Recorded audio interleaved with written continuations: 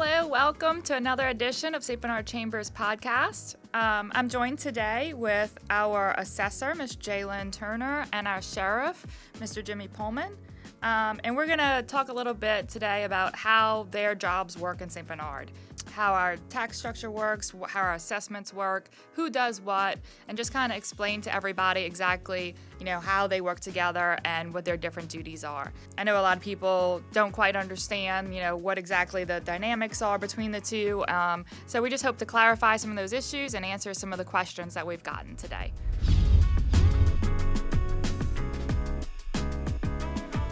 Hey, how are y'all doing? I'm doing good. Good. If y'all want to just introduce yourselves and kind of just give a basic of, what you do, and we'll go on from there. All right, my name is Jaylynn Bergeron Turner, and I'm the assessor in St. Bernard. I've been the assessor since 2013. Basically, our office is its own entity. We're not under parish government. We're under the tax commission, and we basically keep all the sales. We pick up sales from the clerk's office. We discover them, we list them, we value the property according to values. Good. Sheriff Pohlman? Yep, I'm Jimmy Pohlman. I'm the sheriff of St. Bernard Parish. I've been sheriff since July 1st, 2012. It's been about 10 years now. Most people know the role as a sheriff is about keeping our community safe. Probably one of the most unpopular things that I feel that I have to do. I'm also the tax collector here in the parish, and you know what happens if you don't pay your taxes, you get a visit from your sheriff. So yeah, that's one of the roles that we have in St. Bernard Parish. I'm also the tax collector. Gotcha. Jaylynn, can you kind of give us the basics of what a millage is and how you determine those property taxes using our millages in St. Bernard? So a millage is basically a percentage, a value that's used to calculate the taxes.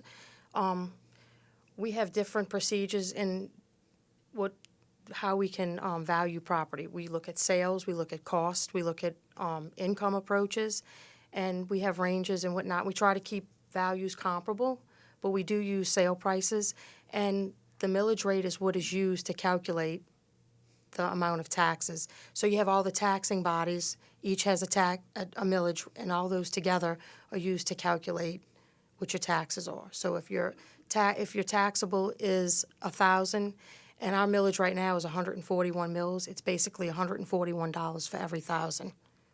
So basically, you determine the value of the property, and the millage is set by the different taxing bodies. Correct.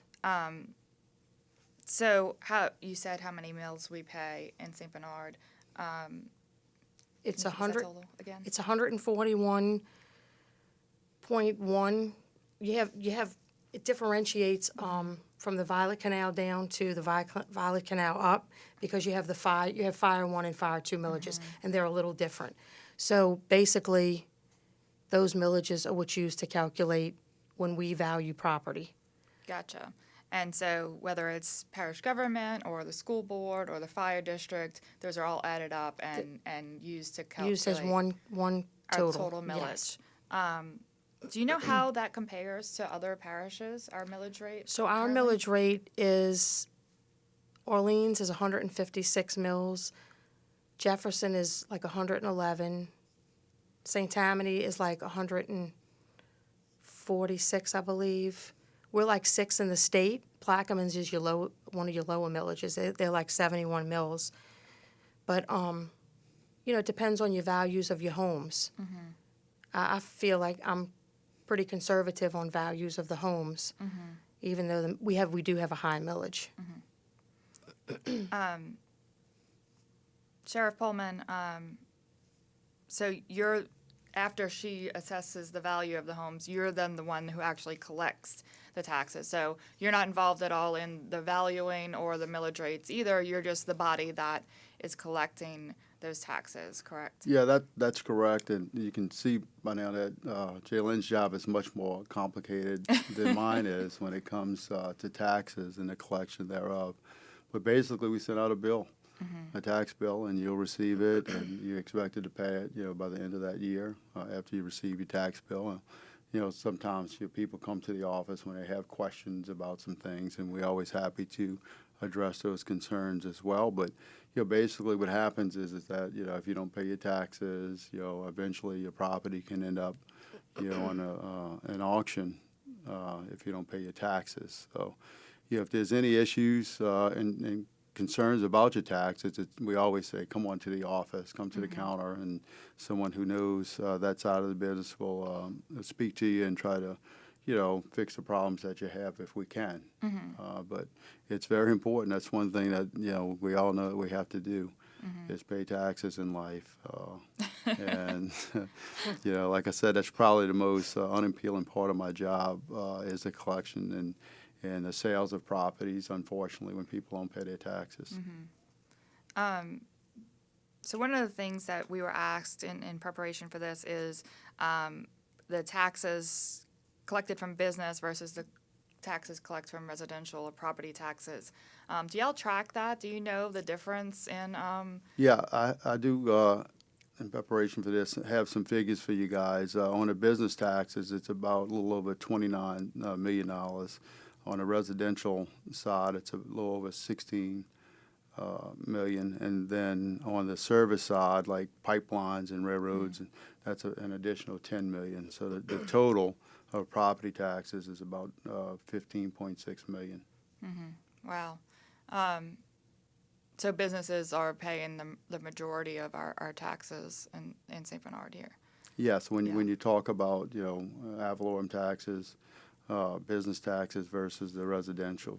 That's how the numbers play out. I know I've looked at it in the past, and I think, maybe like 8 of our top companies were paying, a vast majority of our taxes collected here in St. Bernard. It's just interesting for people to know, where most of your tax money is coming from. Yeah, and and then you have homestead exemptions that play into residential taxes as well, and I know whenever you talk about millage or campaign for millages and stuff like that, the questions always come up about businesses versus residential and who pays the most, and does renters have to pay?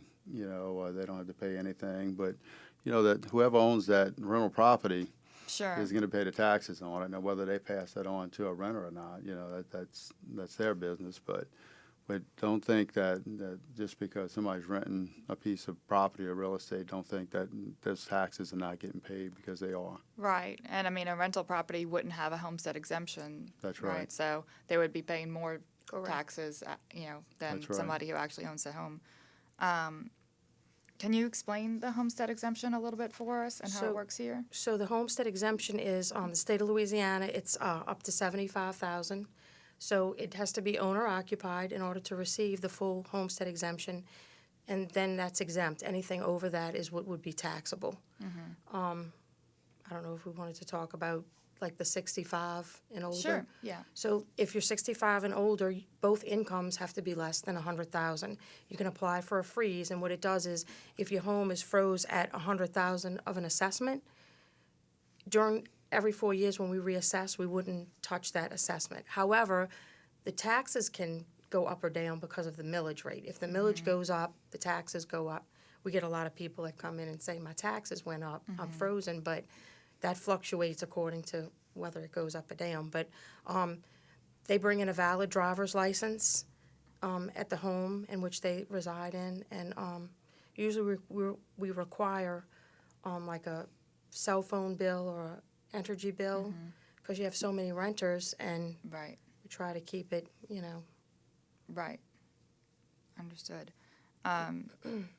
So that locks their value, is what you're saying. Their value won't change. Right. As long as they're living as long as they're living house. at the home, they don't have to come back and reapply. They as long as they're living there, they can keep the freeze. And I know there was a time. I know homestead exemption has been greatly discussed, and as part of a state issue, I would even say. I know there was a time in St. Bernard where most homeowners were paying little to no taxes because of that homestead exemption rate, which, everybody would love to pay no taxes, but it definitely makes it hard on the taxing bodies to provide the quality of life. It does. So, and I mean, that's something that would be addressed as a state Right, to issue. increase the or homestead, you mean? any changes made to homestead Yes, exemption. it are would be. done. I know some of the legislatures tried to pass where the first 10,000 was taxable, but it never seems to go anywhere. Right, right. So, yeah. Speaking of the legislature, I believe we have a constitutional amendment coming we up. Constitutional amendment number 5. 5, yeah.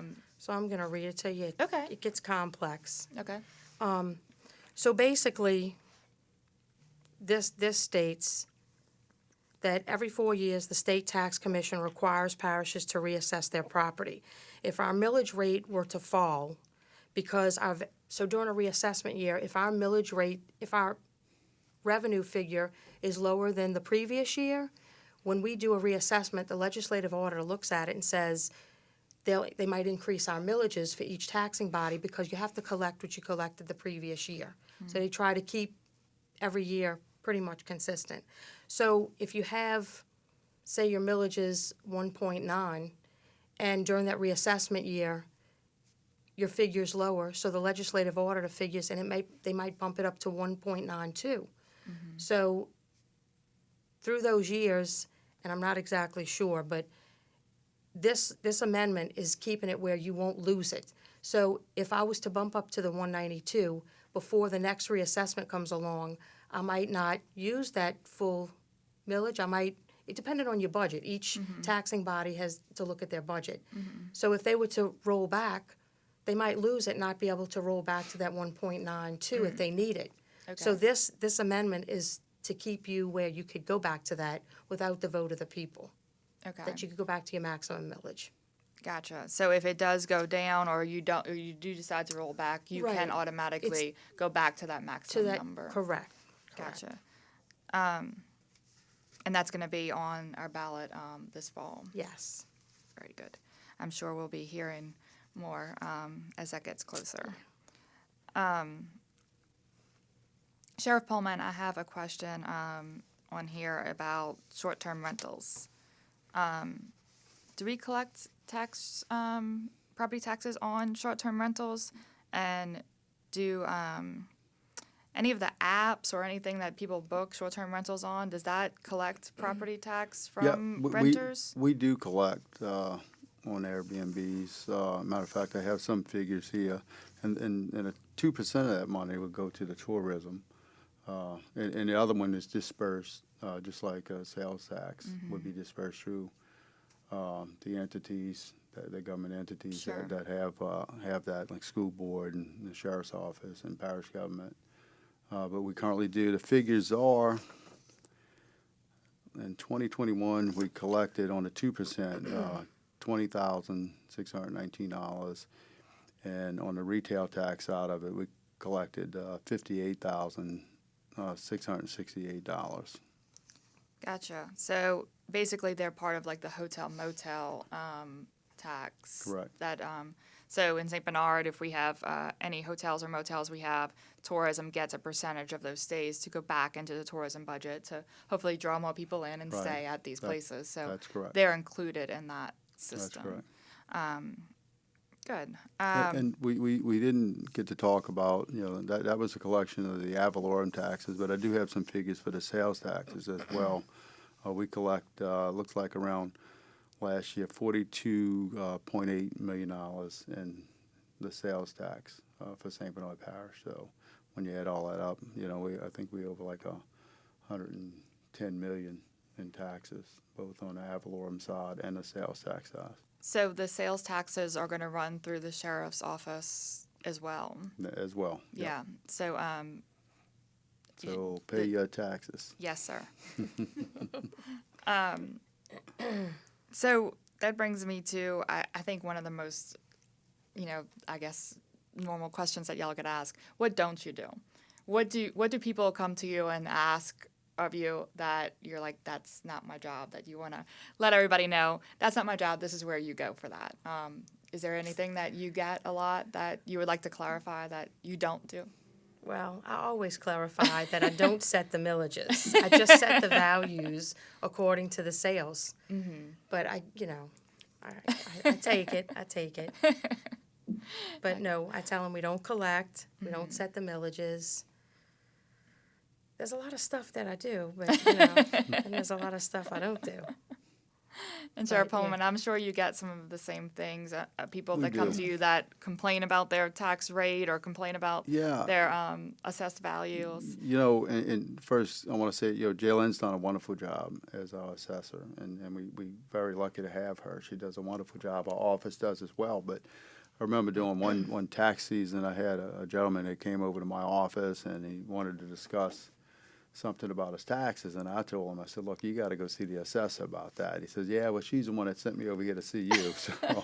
So he came up, and we got him squared away. But just, you have some people that say, I just didn't receive the bill, I got the bill late, or whatever it is. So, but we all know we have to pay taxes. We all anticipate that bill, even if you don't want to open it and you don't want to look at it. But at some point, you're going to have to do it. But if there's reasons why you can't pay, you don't have the money, just at least stop by and talk to us. And if there's something, a way that we can work with it, we want to work with you. We don't want to be in a situation where we're taking your property. We prefer you to have your property and keep your property. So, we see it all, and then after the deadline, we get calls and people stop by. But if we can help you, we're going to help you, and that's what we always do. Yeah, we do. We always help people. So in preparation for this, we were discussing the different roles, and Ms. Joanne Lane's role in this has come up, and she couldn't be with us today. But can you mention anything about that? Like, how does she fit into your role as tax collector? She's our chief civil deputy, and she handles our civil department for us. And Miss Joanne's been there probably, I hate to say it, but she's been there like probably over 50 years at the sheriff's office, and she's just been, she's got a wealth of knowledge on this side of the business, and coming in, my whole career I've been, a law enforcement guy, cops and robbers type of guy, and so, one of the challenges I had when I did take office, I needed somebody who was strong on that civil side of the office that really knew it, because I didn't know a lot about it at the time. So Miss Joanne turned out to be a great fit and continues to be a great fit. And then her daughter Jackie works for us as well, and she's learned a lot from her mother. And at some point, I'm sure she'll end up taking that role at some point. But we've been blessed to have Miss Joanne at our office. Yeah, y'all are, because I have to work with them, and they are, it is a blessing to work with them. It is. Very good. So, Jimmy, can you explain to us a little bit? So you're collecting the taxes, about what happens after that. So Right. You're basically just a pass-through organization where you're going to collect the taxes and then send them off to the agency or the group that is collecting the taxes, Well, correct? certainly you make it sound a lot simpler than it is. But yeah, we are the pass-through. We do collect the taxes, both sales tax and ad valorem tax, and we'll distribute it to the entities that it needs to go to, whether it's parish government, school board, water board, or wherever it needs to go. We'll distribute the money to them, as long as you pay your taxes. One of the things I did, because when you write the check out, you're writing it out to me. Right, my name, is Sheriff James Pohlman, and That's tough. Yeah. and my wife don't want to write that check sometimes, But one of the things that I did is when I took office is if you look on the backside of your property tax bill, it tells you where your money's going. That was a good yeah. thing that did. Yeah. We have the same software company, software and services, and that is good. That because people never knew where the money went, so now you can see Yeah. exactly You just what. flip the bill over and it lays it out on who's getting the money. So basically, you're just a pass-through for the tax collection. You collect the taxes, and then you in turn write checks, I suppose, to Right. the different taxing entities. That's what we do. We distribute the funds to where it needs to go. Right. So parish government, Yeah. school board, wherever might be collecting the taxes, you collect it and then send it to those That's agencies. correct. And they're getting what I have on my rolls, so whatever's on my rolls we send it over to them. So that's basically what they go off of. Yeah. Yeah, and you know, every parish is different. You know, it's not always the sheriff as a tax collector. Some have a body that just collects taxes. Some school boards do it as well. But here in St. Bernard, it's the sheriff that's the tax collector. Well, we're certainly lucky to have two groups that work together so well. That's definitely something we're proud of in St. Bernard, of all our elected officials being on the same page and being able to, Right. discuss when there's issues and hand it off. So it definitely makes it easier for the citizens to navigate the process. But thank y'all for coming in and hopefully explaining it a little bit better and clarifying some of the questions that we've gotten on how the whole process works. So I really appreciate y'all time, and I hope that we were able to clarify some issues. Well, thanks for having us. We Yeah, appreciate thank the you. And we're opportunity there to if be you here. have any other questions.